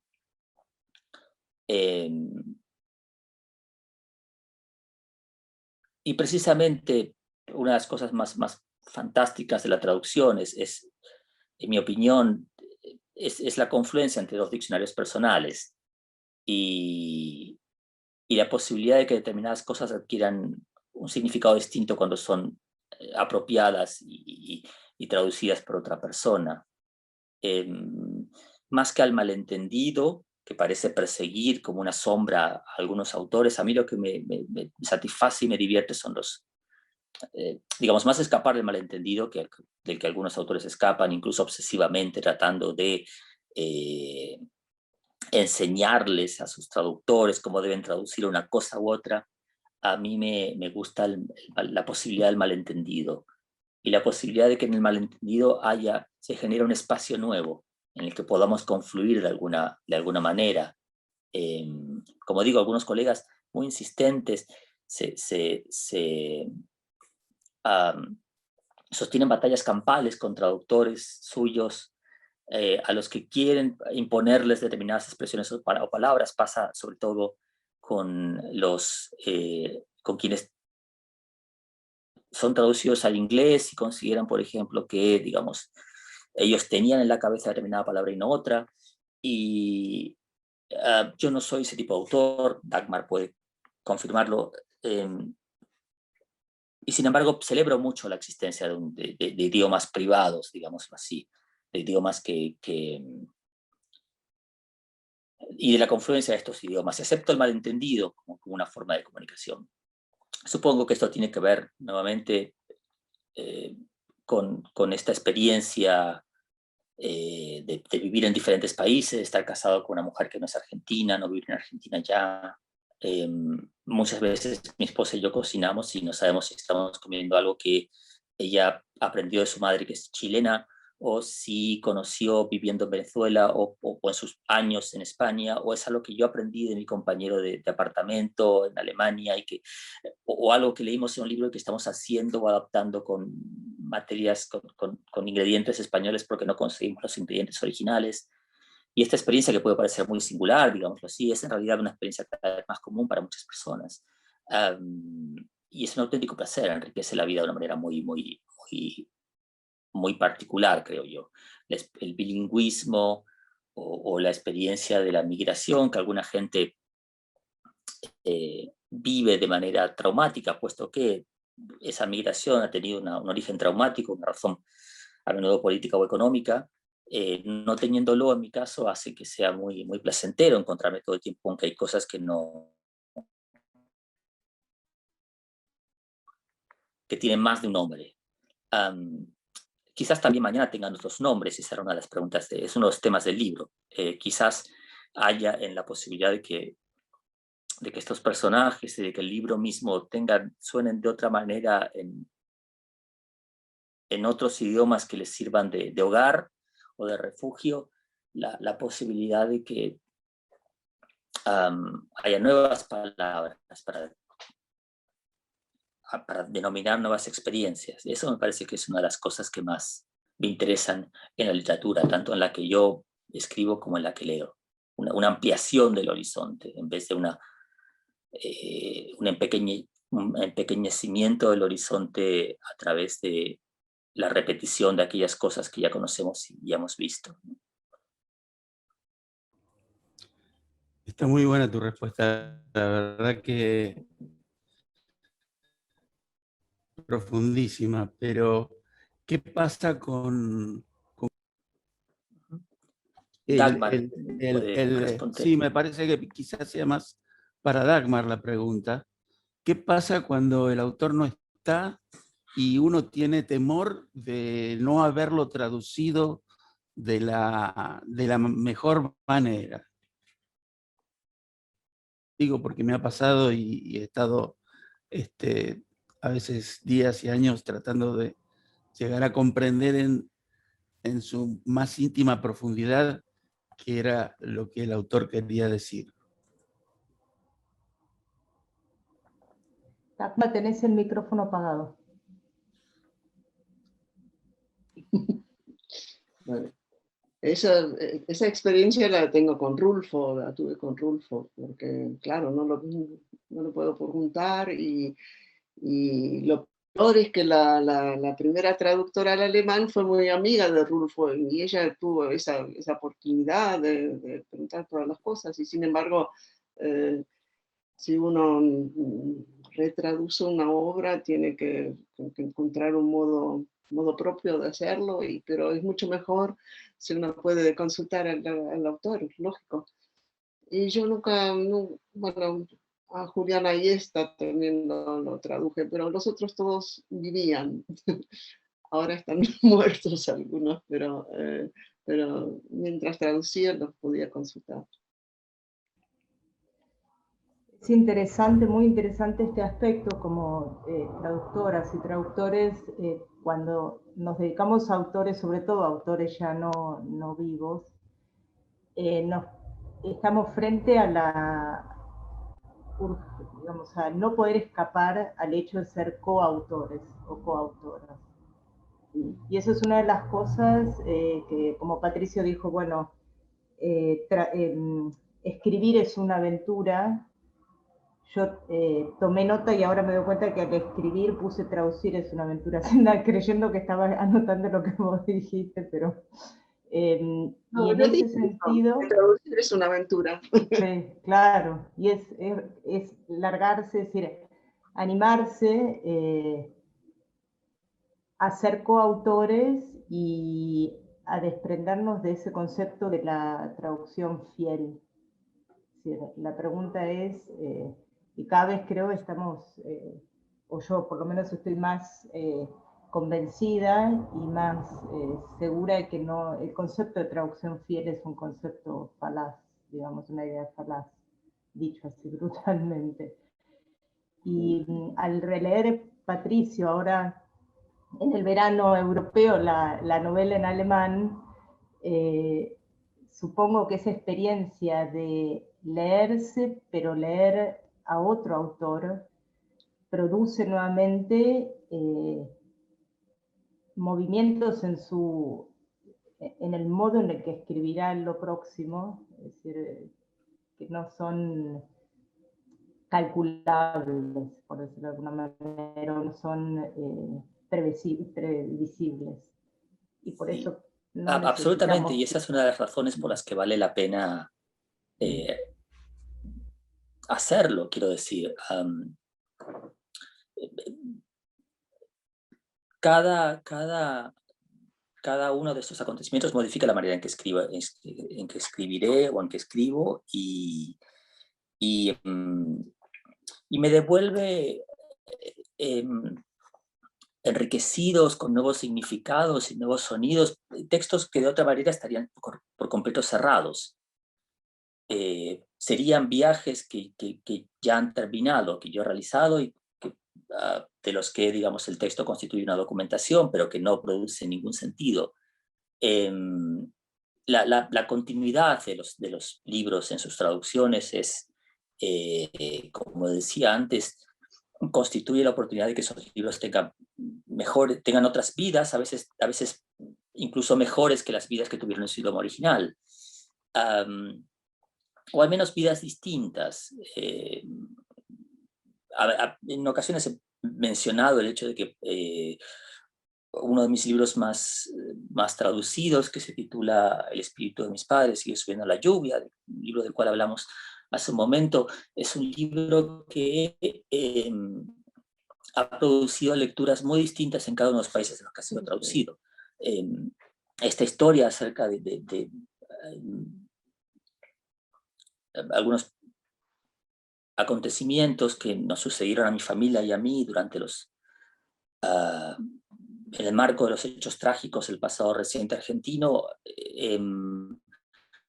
fue leída, sin embargo, de forma muy distinta en Italia o en Estados Unidos o en Alemania o en España. En Italia fue leída, por ejemplo, como una pieza más de un enorme puzzle que sería la pregunta de qué sucedió con aquellos italianos que alguna vez se marcharon a América y nunca regresaron. Y cómo sus vidas se vieron imbricadas en la historia nacional de países de los que en principio no sabían nada. En Estados Unidos fue leída al hilo de, digamos, la participación norteamericana en golpes de Estado que pusieron final a proyectos utópicos en América Latina. En Alemania fue leída inevitablemente al hilo de las profundas, similitudes que existen entre el nacionalsocialismo y las dictaduras latinoamericanas. En el ámbito árabe está siendo leído, por lo que tengo entendido, al hilo naturalmente de la guerra de Siria. Estas cuestiones, estas lecturas son lecturas que por supuesto escapaban a mis intenciones, o que escapaban incluso a la posibilidad por mi parte de imaginarlas siquiera. Y es posible que un autor más apegado a sus textos pudiese incluso calificarlas de erróneas, o al menos parcialmente erróneas, puesto que no estaban en sus intenciones originales. Ahora bien, yo creo que no es posible leer erróneamente nunca. Es decir, incluso la peor de las lecturas hace de un texto nuevo. Es la gran enseñanza que Borges nos dio, nos dejó, y me parece que es una enseñanza que tendemos a olvidar. Y esto también me meto, aunque sea de costado, en el ámbito del debate acerca de las traducciones erróneas. A mí me parece que no hay traducciones malas. Efectivamente hay algunas que técnicamente no alcanzan los estándares, o que nuevamente malinterpretan al autor o la autora, o no se corresponden con el texto original. Pero en defensa de ellas podemos decir que generan efectos que escapan de una lógica por completo binaria de algo está bien o está mal, ¿no? Escapan de un juicio moral. Pensemos, por ejemplo, en la larga tradición que tiene la literatura argentina de traducción, y cómo esa larga tradición a veces no se ha correspondido con altos estándares de traducción, sin que, sin embargo, sus efectos no fuesen maravillosos para la literatura argentina. Pienso, por ejemplo, en el caso de Roberto Arlt, que era un gran lector de literatura de segunda mano, por decirlo así, un gran lector de las novelas rusas publicadas por la editorial Tor, que, como sabemos ahora, estaban muy mal traducidas. Esas malas traducciones, digámoslo así, que a menudo se hacían desde el francés, fueron, sin embargo, funcionales para el surgimiento de un autor de la importancia de Roberto Arlt. Podemos decir en ese sentido que son malas, pues podemos decirlo tal vez desde un punto de vista técnico, pero no desde un punto de vista de los efectos o de la productividad que la incorporación de un nuevo texto a un canon literario, o la forma en que se lee y se discute la literatura en un momento determinado, producen. Quizás pudiésemos hablar de la circulación de textos entre diferentes países como el resultado, al menos parcialmente, de una mala traducción, puesto que esos textos son leídos fuera de su contexto de producción. Pero esa mala traducción, o esa mala adaptación,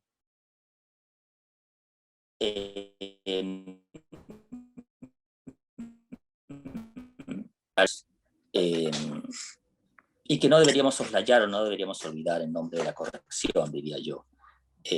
Todo está mal traducido. Los argentinos, la cultura argentina se articula en torno a un poema nacional que está compuesto en una forma poética que se corresponde más bien con las formas poéticas populares en el sur de Brasil, sitio donde se encontraba exiliado su autor, y no necesariamente con formas musicales propias del ámbito argentino. La comida rápida por excelencia en Alemania es el kebab, pero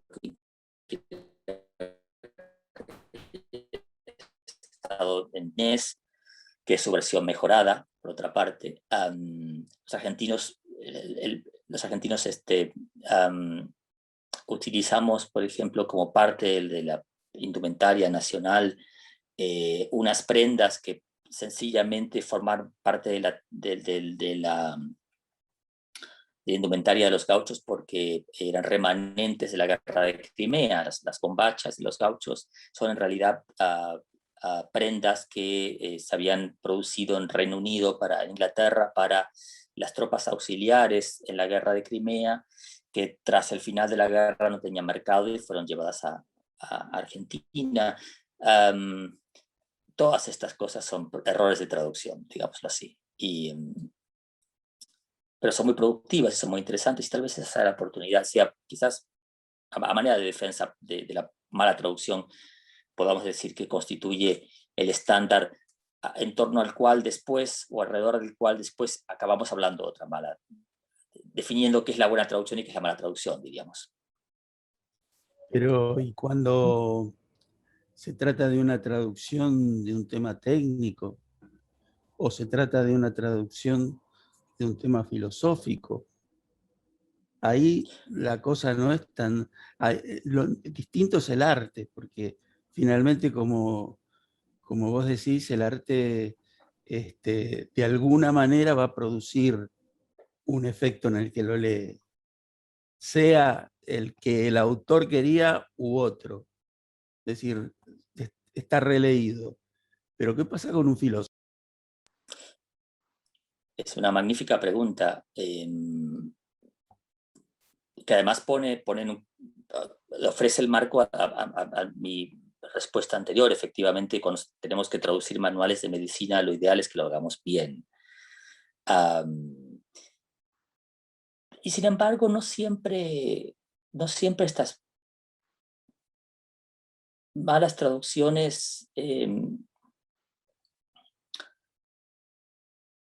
arrojan resultados negativos. Siempre recuerdo la hilaridad que le provocó a mi psicóloga alemana la vez que yo le hablé del Supermensch, refiriéndome al super yo de las traducciones argentinas o españolas, en realidad, de Morortu, del primer psicoanálisis.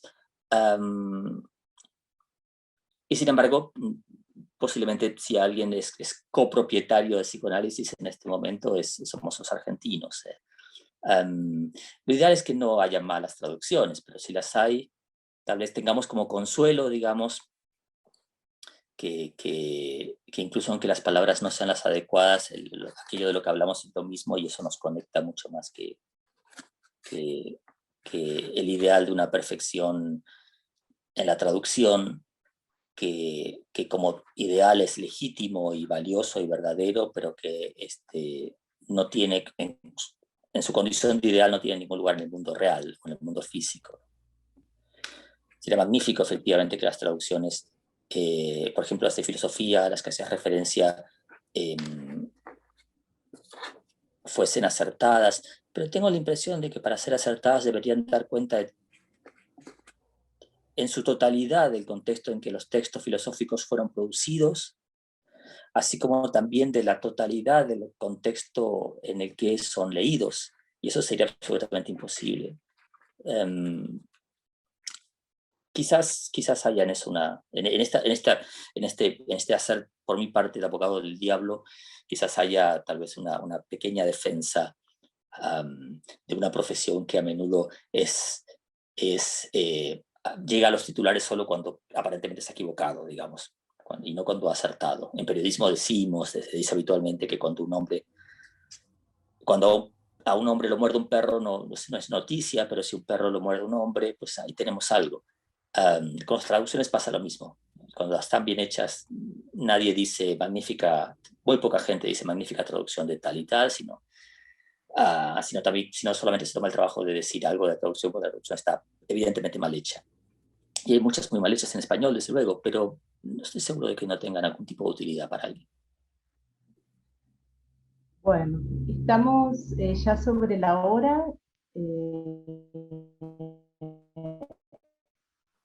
Carla agradece el encuentro. Sveña avisa que ya la están llamando a cenar. Y una última pregunta es si está pensado un audiolibro, sea en castellano o en alemán, de esta novela. Si está como pensado ya completamente. Quizás tenga que responder Dagmar primero. ¿Sabes eso, Dagmar? Yo no lo sé. Estás con el micrófono apagado, Dagmar.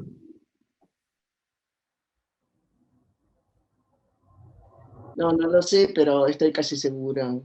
Uh-huh. Sí. Claro, atendiendo al elemento de la sonoridad, es decir, es un formato que si bien cayó un poco en desuso, por decirlo de alguna manera, hay...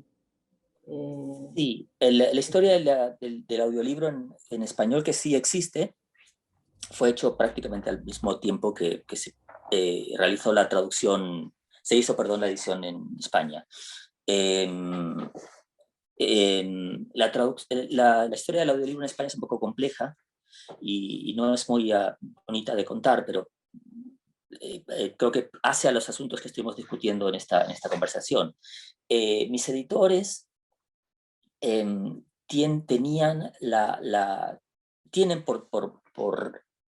la política de que los audiolibros sean realizados por un actor o por alguien, mejor dicho, es decir, alguien con formación actoral que se corresponda en género y en nacionalidad con el autor o autora. Es decir, el audiolibro de la próxima novela de Pilar Quintana, que ha sido la última ganadora del Premio Alfaguara, será leído por una actriz colombiana. Los libros de Eduardo Sacheri, por ejemplo, si no me equivoco. Mi caso presentaba más dificultades, primero porque, desde luego, hay pocos actores de origen argentino que iban a España ahora. Y por otra parte, de manera más general o más amplia, porque yo me negaba a no quería aceptar esta política. En mi opinión, no tenía mucho sentido que hiciésemos eso con este libro. Mi propuesta consistía en que hiciésemos dos versiones, la versión de él y la versión de ella. Y creo que viésemos qué sucedía. Desde luego, no era mucho más caro hacerlo y podía ofrecer la posibilidad nuevamente de que tuviésemos algo que fuese distinto a lo que ya teníamos.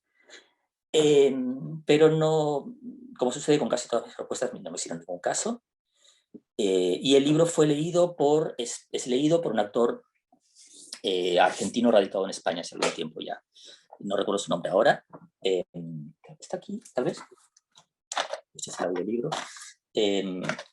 Pero no estoy muy seguro de que los resultados hayan sido los adecuados o los deseados por mí al menos. Es otra cuestión que digamos, tendremos que considerar en un momento u otro.